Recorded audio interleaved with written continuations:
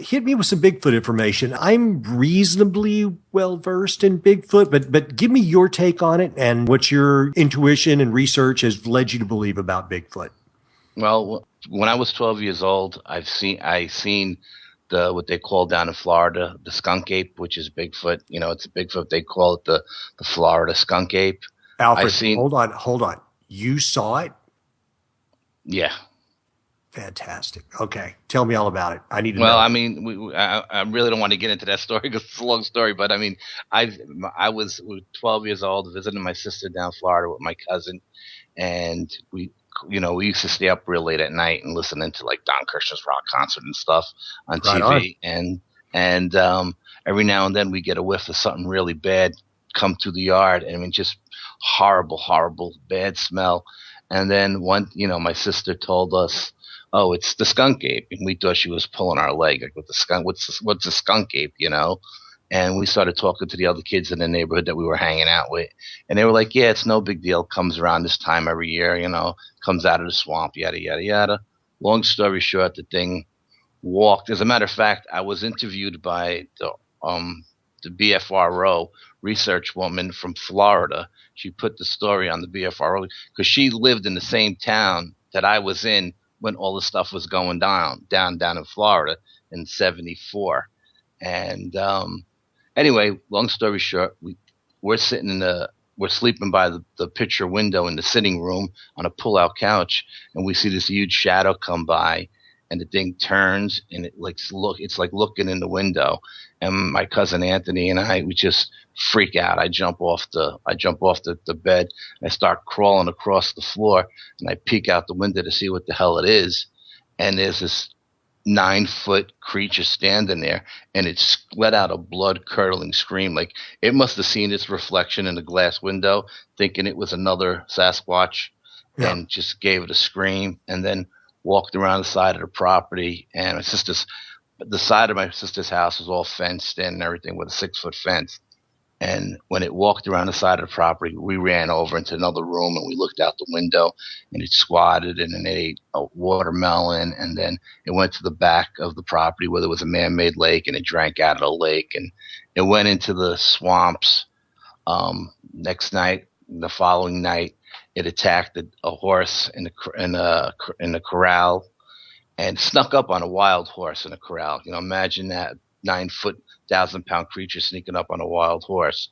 And when it grabbed the horse by its hind quarters with its hands, the horse kicked out, jumped the corral, and ran into the pasture. But it left fingerprints on the horse's hind quarters, like marks where it grabbed it. Then, like a couple of days later, there was a rancher up the street who had cows. He had this huge bull, one of those white bulls with the big hump in its neck. A Brahma bull. Yeah, is that what it's called? Yeah, I think so, yeah. And the thing must have been in the pasture, and the bull attacked it, and it grabbed this bull, and it ripped its head off its body and threw its head across the pasture like a football. And all hell broke loose. Everybody's shooting at this thing, and my brother-in-law and me and my cousin jump in his car, and we're racing down the street.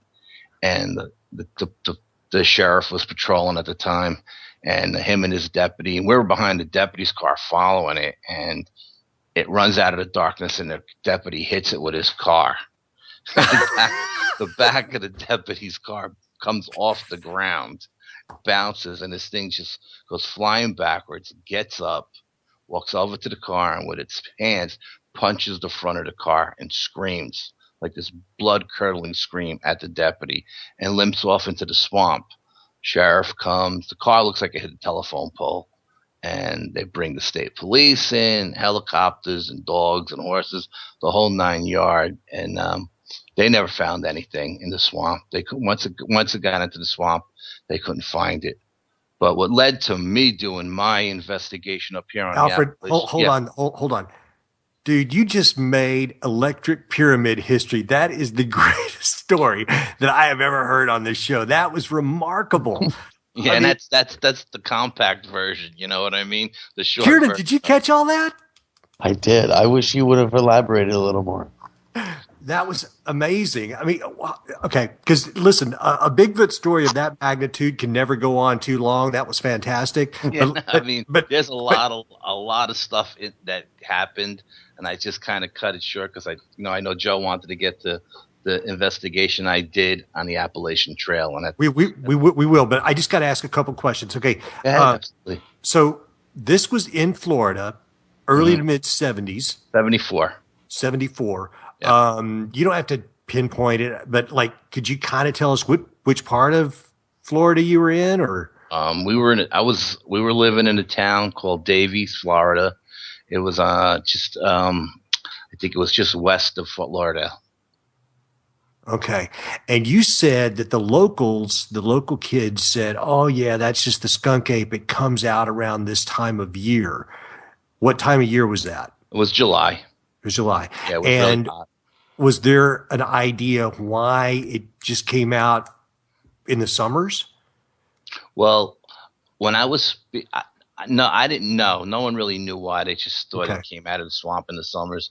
But Mhm. when I was talking to the woman from the BFRO who lived in the next town over, Mhm. she told me that summer there was a lot of sightings, and her uncle was a cop, and he Mhm. seen one and all this stuff.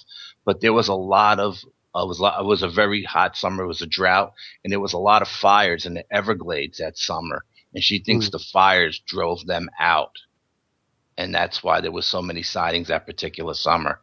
That's what she Interesting. told me. Yeah.